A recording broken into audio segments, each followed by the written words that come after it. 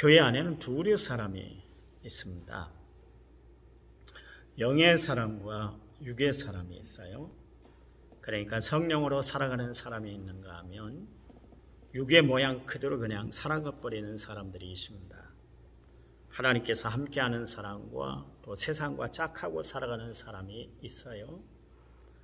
좁은 길을 걸어가는 사람이 있는가 하면 넓은 길을 그냥 선택해서 걸어가는 사람들이 있습니다. 거듭난 성도와 거듭나지 못한 교인이 있습니다. 천국 시민과 지옥 갈 사람이 있습니다. 껍데기뿐인 교인과 알곡과 같은 교인이 있는 것이죠. 우리는 껍데기만, 그냥 무늬만 예수 믿는 사람, 그런 것이 아니라 정말 알곡과 같은 성도, 진실한 성도가 돼 하나님 앞에 영광 돌리고 살아가는 성도들이 되시기 바랍니다. 하나님께서는 추수 때가 되면 죽정이는 모아서 불태우고 알곡은 창고에 걷어들인다, 그렇게 이야기를 하고 있습니다. 우리는 천국 창고에 다 들어가는 알곡과 같은 성도가 되어야 할 줄 믿습니다. 그럼 알곡과 같은 성도는 어떤 사람일까? 믿음이 분명한 사람, 믿음이 확실한 사람, 믿음이 충실한 성도, 성령 받은 사람이에요. 다른 이야기가 있겠어. 성령 받은 사람. 우리는 반드시 하나님의 영인 성령을 받고 살아야 됩니다. 그래야 비로소 그리스도인다운 삶을 우리가 살아갈 수가 있기 때문에 그렇습니다. 성령이 어떤 영이에요? 성령은 살리는 영, 거룩한 영. 그러므로 성령이 아니고는 우리는 결코 하나님을, 예수님을 주와 그리고 구세주로 우리가 받아들일 수가 없는 것이죠. 성령 받지 않고는 우리는 하나님이 주신 그 은혜를 받아 누려 살아갈 수가 없습니다. 성령이 아니고는 우리는 하나님이 주신 생명을 얻을 수가 없는 것이에요. 성령 받지 않고는 거룩한 삶을 살아갈 수가 없어요. 왜냐하면 성령 받지 못했다는 것은 악령의 지배 아래 살아가고 있다는 것이기 때문에 거룩한 영, 하나님의 영이 아니면 다 더러운 영을 따라서 우리가 살아가기 때문에 그렇습니다. 성령 받아야 말씀을 우리가 지킬 수 있고, 성령을 받아야 성령의 지시함을 받아서 우리가 세상을 바로 살아나갈 수가 있는 것입니다. 성령이 우리로 하여금 예수를 주로 시인하게 그렇게 만들어요.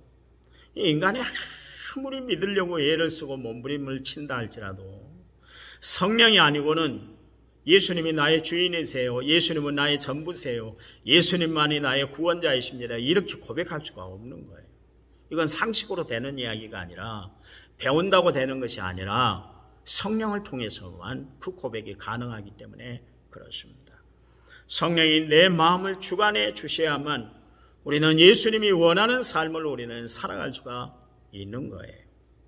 열매를 보아 그 나무를 안다 했는데 그 사람이 육적인 사람인가 아니면 영적인 사람인가, 이것을 이렇게 판단할 수 있는 근거, 그것은 그 사람이 삶을 살아가면서 맺고 있는 열매를 보면 알아갈 수가 있습니다. 영의 사람은 어떤 사람이요? 성령의 인도함을 받고 살아가는 사람이기 때문에 당연히 성령의 열매 맺을 수밖에 없는 것이죠.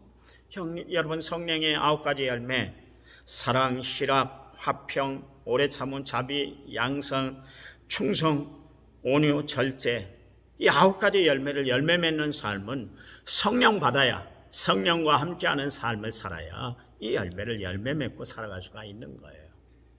또 성령의 사람은 어떤 사람이요? 착함과 의로움과 진실함을 열매 맺고 살아가는 사람이요. 철저히 여러분, 성령의 사람은 열매가 풍성한 삶을 살아가게 되는 것입니다. 여러분, 주님은 우리에게 열매를 찾으세요. 열매를 찾으세요. 예수님이 성전으로 올라가시는데 무화과 나무가 있었습니다. 그래서 예수님이 시장하신지라 무화과 나무의 곁에 가서 열매를 구했지만 무화과 나무가 열매를 맺지를 못한 거예요. 그랬더니 예수님이 그 자리에서 그 나무를 저주했습니다. 결국 그 나무는 말라 죽고 말았던 것을 알 수가 있습니다. 열매가 없으면 안 되는 거예요. 하나님은 우리에게 열매를 찾으신다, 그런 이야기입니다. 그 열매는 성령을 받은 사람들이 맺을 수 있는 열매다, 그런 이야기예요. 고린도전서 6장 11절 말씀에 너희 중에 이와 같은 자들이 있더니 주 예수 그리스도의 이름과 우리 하나님의 성령 안에서 씻음과 거룩함과 의롭다 하심을 받았다, 그러십니다. 여러분, 우리가 성령과 함께 살아야만, 성령 안에 거하는 삶을 살아야만 우리는 깨끗하게 씻음을 받고 거룩한 인생을 살아가게 되고 의로운 하나님이 원하시는 삶을 우리는 살아갈 수가 있다, 그런 이야기입니다. 여러분, 그래요. 우리가 성령 안에 살 때 신부된 우리는 신랑을 위해서 늘 깨끗한 삶을 살아가게 됩니다. 또 거룩한 삶을 삶으로 말미암아 주의 백성이라고 부름받는 것이 부끄럽지 않게 되는 것이에요. 또 성령으로 말미암아 의롭다함을 얻어야만 우리는 정말 불의가 가득한 이 세상에서 빛과 소금의 사명을 감당하며 우리는 살아갈 수가 있는 거예요. 그래서 우리는 반드시 성령을 받아야 돼요. 성령 받아야 하는 이유는 바로 그것 때문에 그렇습니다. 여러분, 예수님은 이 땅에 3년 동안 제자들과 함께 동고동락을 하셨어요. 그들에게 알아야 할 것 다 알려주시고 배워야 할 것 다 가르쳐 주셨어요. 그리고 또한 보아야 할 것 다 보여주시면서 그들을 트레이닝, 훈련을 시켰어요. 온갖 것을 다 허락해 주셨어요. 그런데 그들에게 한 가지 부족한 것이 있었잖아요. 그것은 성령 체험이었어요. 성령 체험을 하지 못하니까 그들이 하나님 자녀답게, 예수님 제자답게 행동하지 못했던 것을 알 수가 있습니다. 예수님이 십자가에 못 박혀 고통을 당하니까 어떻게 했어요? 제 살 길 찾기 위해서 다 도망가고 말았어요. 사명 앞에 그들은 의식을 잃고 말았다, 그런 이야기입니다. 왜 그랬을까요? 그들은 성령 받지를 못했기 때문에, 성령 체험이 없었기 때문에 그래요. 여러분, 교회 나오는 이유, 가장 중요한 이유 중에 하나가 뭐냐면, 여러분, 구원받기 위해서 우리가 교회를 나오는 거 아닙니까? 여러분이 도덕적인 강의를 듣기 위해서 이 시간 나왔나요? 아니잖아요. 인문학 강의를 듣기 위해서 여러분 나왔나요? 아니요. 여러분, 예수 믿어 구원받기 위해서 여러분 교회 나온 줄 믿습니다. 그렇다면 어떤 사람이 구원을 받을까요? 예수님을 구주와 주님으로 모셔드린 사람, 그 예수님을 구주와 주님으로 모셔드리도록 고백하게 하는 분이 누구냐면 성령님이에요. 성령이 내 마음에 역사하셔서 예수님은 주님이세요. 예수님은 내 인생의 전부세요. 나는 예수님 아니고는 살아갈 수가 없어요. 이렇게 고백드리게 만드는 것이 성령이시다, 그런 이야기입니다. 여러분, 감리교회 창시자인 요한에슬레, 그가 성령 체험한 이후에 그는 진정한 하나님의 사람이 되었던 것을 알 수가 있습니다. 과거에 그는 성경 공부를 가르치는 리더였어요. 홀리클럽을 만들어서 기도회를 주관했던 사람이었습니다. 그런가 하면 미국 선교사로 파송돼서 정말 하나님의 일들을 감당한 주의 사람이었는데요, 이런 타이틀이 그를 구원받게 하지는 못했습니다. 진정한 하나님의 자녀로 거듭난 삶을 살게 하지는 못했다, 그런 이야기입니다. 요한에슬레는 중조부터 3대째 그렇게 정말 목사직을 감당했던 그런 거룩한 집안이었습니다. 모태신앙으로 태어났습니다. 그가 하나님의 손길을 처음 느꼈던 것은 뭐냐면 어린 시절에 그의 집이 불이 났는데요, 마지막 순간에 간신히 구출함을 받았습니다. 그래서 훗날 그가 자기를 가리켜서 뭐라고 그랬냐면 불에서 꺼낸 그슬린 나무와 같다. 스가랴서 3장 2절 말씀을 비유를 들면서 나는 그슬린 사람이다, 그렇게 이야기를 했습니다.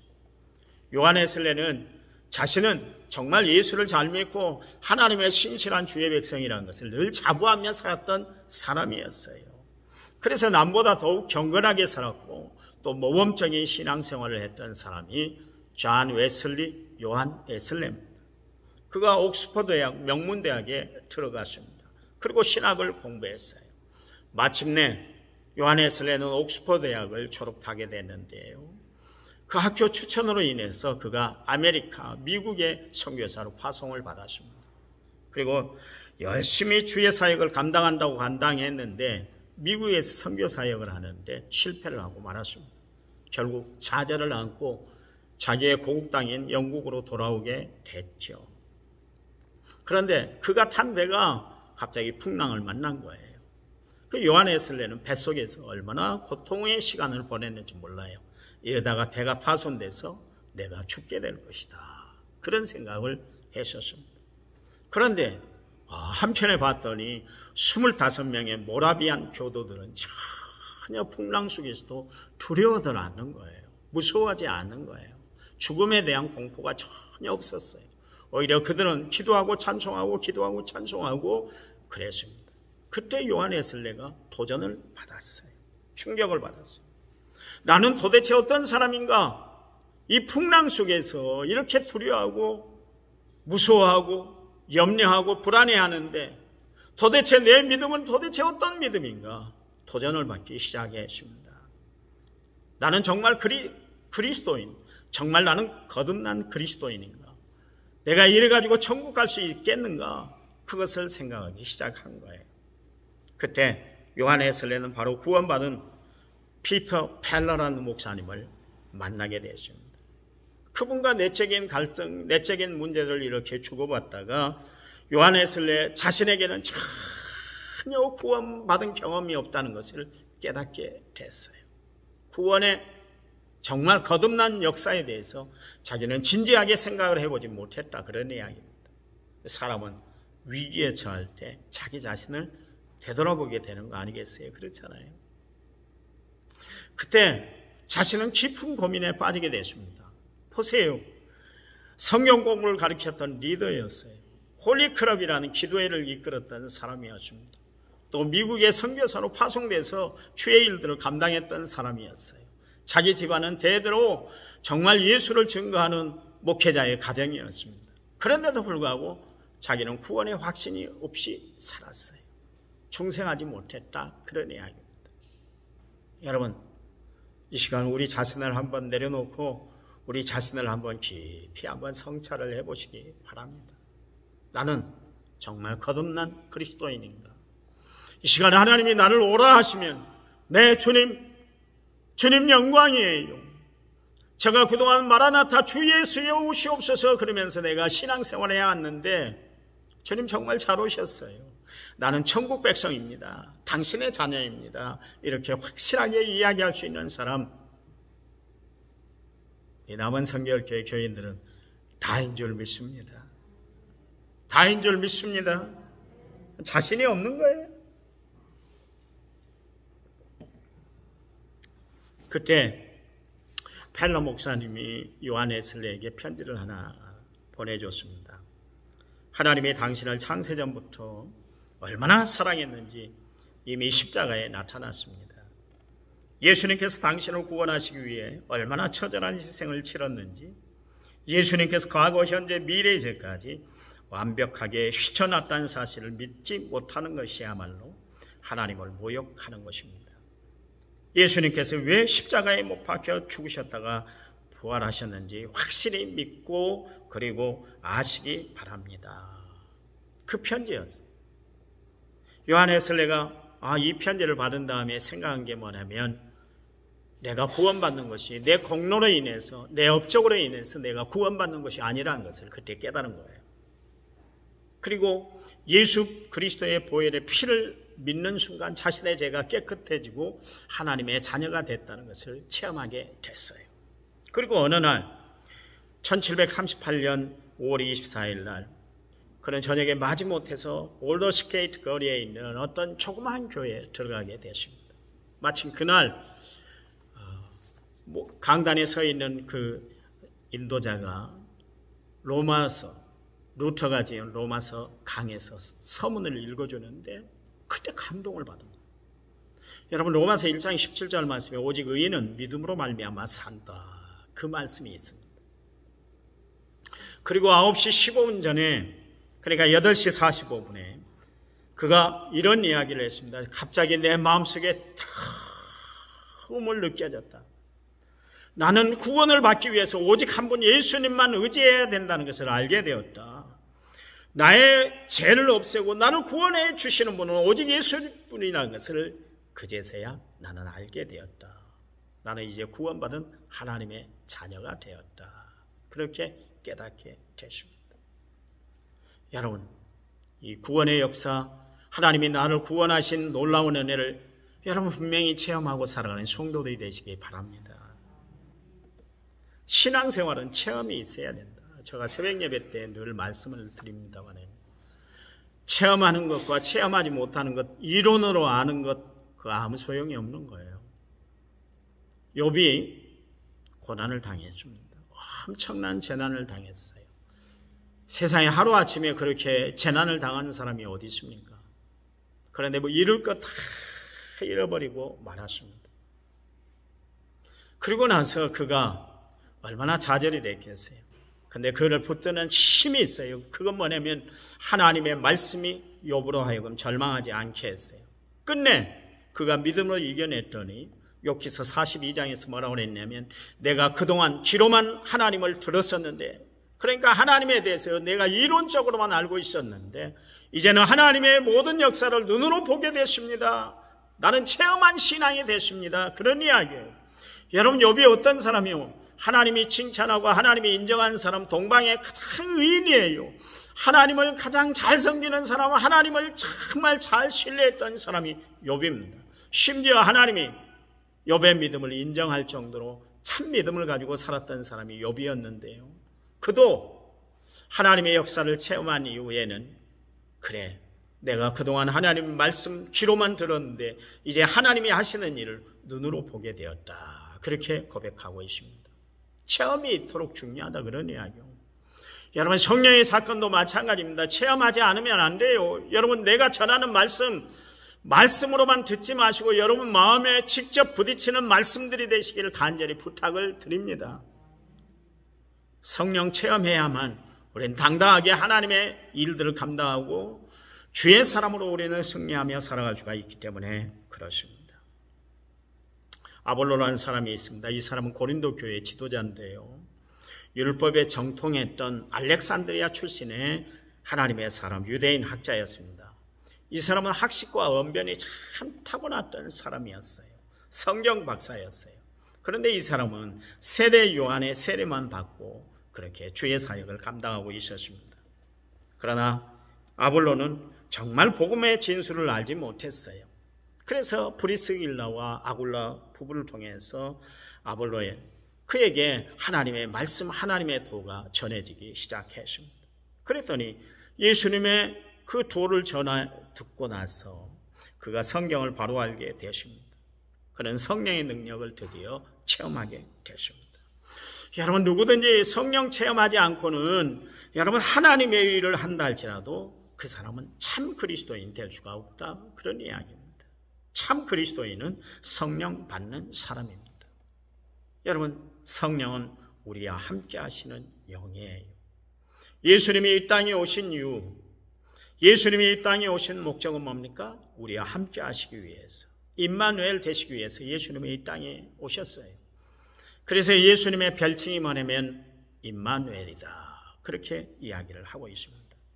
그리고 그분은 부활 승천하시면서 우리에게 주신 약속의 말씀이 있는데, 마태복음 28장 20절 말씀에 세상 끝날까지 너희와 항상 함께 있겠다, 그렇게 말씀을 하셨어요. 그 말씀 그대로 우리와 함께 하신다는 것을 증명이나 하듯이 예수님이 부활 승천하시면서 우리에게 보내주신 분이 계시는데 바로 성령님이에요. 여러분, 하나님은 성령을 통해서 우리와 함께 하시는 분이라는 것을, 하나님은 우리와 함께 하시는 분이라는 것을 분명히 보여주고 계십니다. 성령은 우리를 그리스도께로 인도하시는 분이에요. 여러분, 니고데모가 한밤중에 자다가 도저히 잠을 잘 수가 없었어요. 그래서 결국 일어나서 그 구도의 질문을 지우질 못해서 주님 앞에 나왔습니다. 그 니고데모가 예수님 앞으로 나올 수 있도록 인도하신 분이 누굴까요? 성령님이에요. 성령이 그 마음을 두들기니까 결국 그가 그 밤에 예수님을 만나러 나왔다, 그런 이야기입니다. 그때 니고데모에게 예수님을 주라고 믿고 시인하게 만들어주신 분이 바로 성령님이시다, 그런 이야기입니다. 고린도전서 12장 3절 말씀에 성령으로 아니하고는 누구든지 예수를 주라 시인할 수 없다, 그랬습니다. 여러분, 예수님이 나의 주인이십니다, 이렇게 분명하게 고백드리게 해주시는 분이 바로 성령님이시다, 그런 이야기예요. 그러나 아무나 예수 믿는 것이 아닙니다.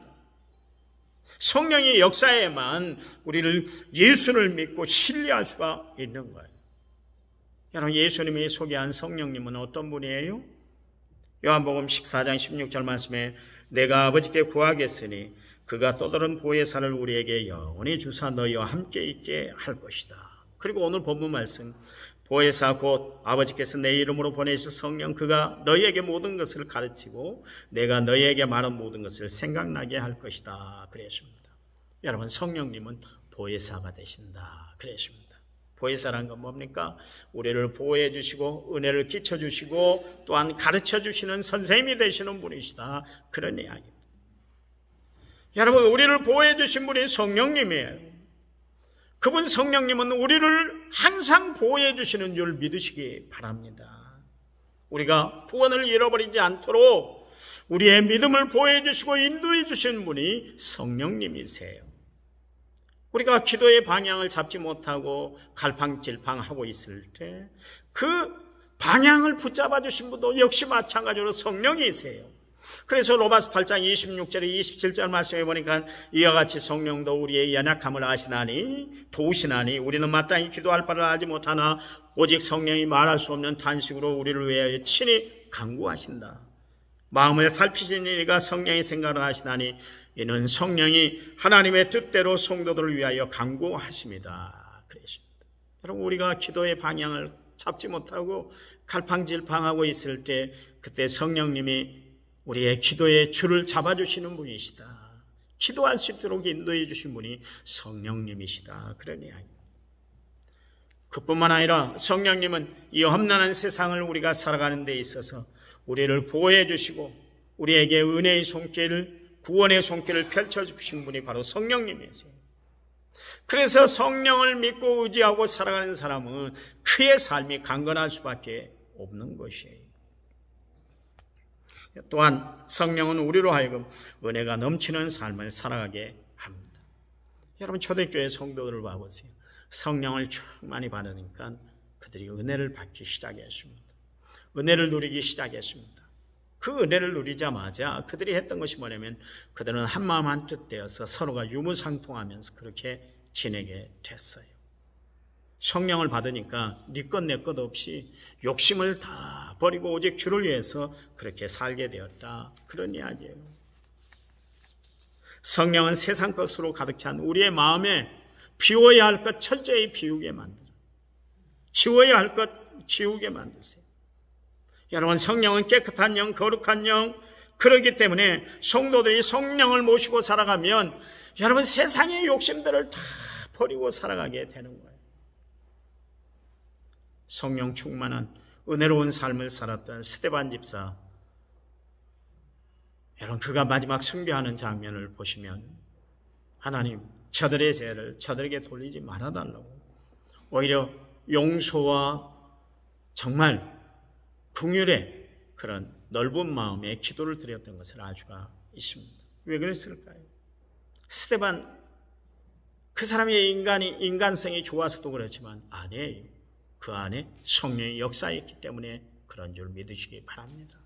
여러분, 제발 성령을 모시고 살아가시기 바랍니다. 그래요. 성령을 충만히 받은 사람, 여러분 그 은혜의 표시가 나타나게 되어 있는 거예요. 다니엘 보세요. 30일 동안 일체 왕회에 어떤 신이나 어떤 곳에 절을 하거나 기도하지 못하도록 그렇게 만들었어요. 예배 행위를 금했습니다. 기도하지 못하도록 그렇게 했습니다. 만약 이 명령을 어기면 누구든지 사자굴에 떨어진다는 그런 엄령이, 금령이 내려지게 되셨습니다. 그런데 다니엘은 어떻게 했어요? 여전히 예루살렘 쪽으로 창문을 열어놓고 하루에 3번씩 하나님 앞에 감사하며 기도했더라. 성경은 그렇게 기록하고 있습니다.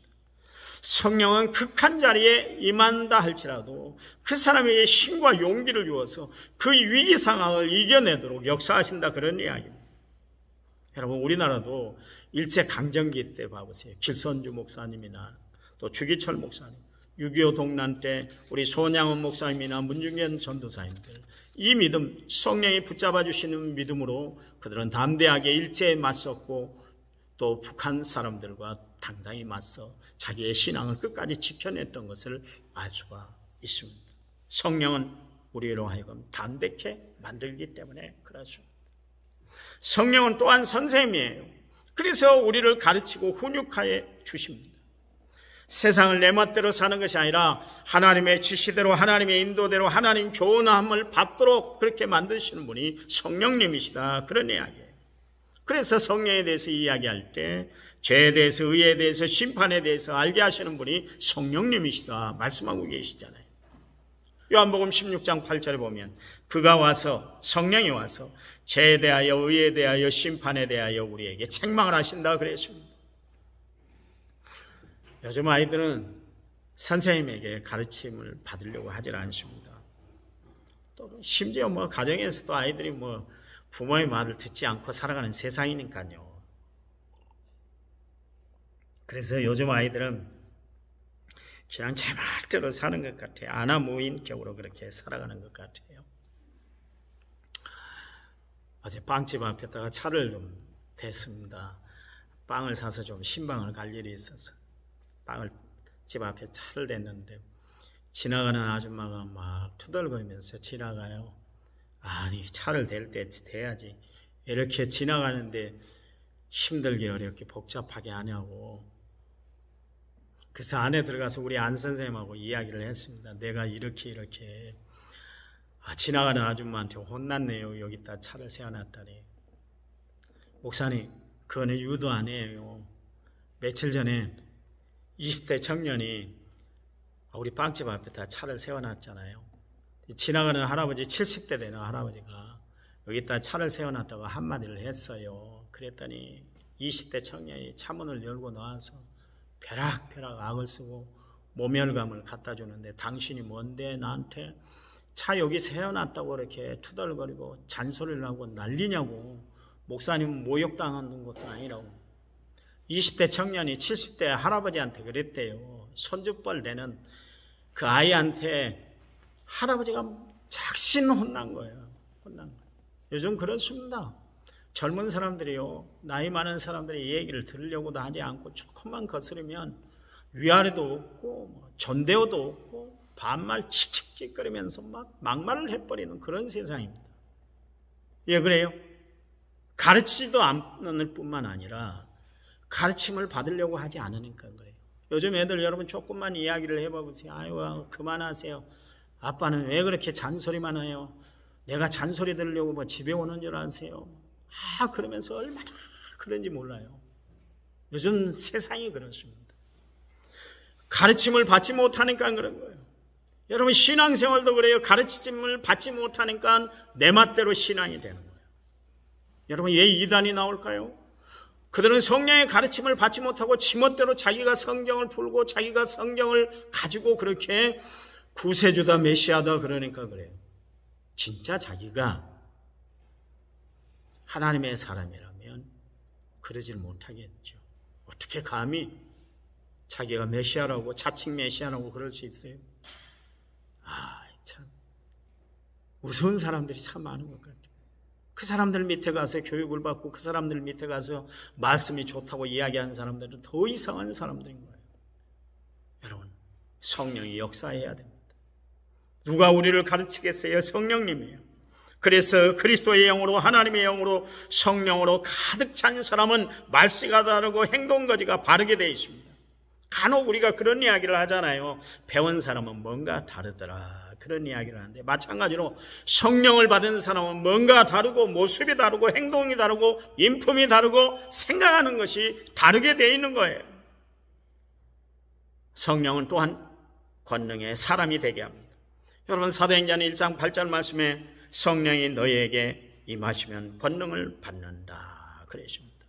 여러분, 예수님의 제자들이 예수님의 말씀에 순종해서 마가의 다락방에 들어가서 10일 동안 열심히 기도할 때 그들이 다 성령을 충만히 받았던 것을 알 수가 있습니다.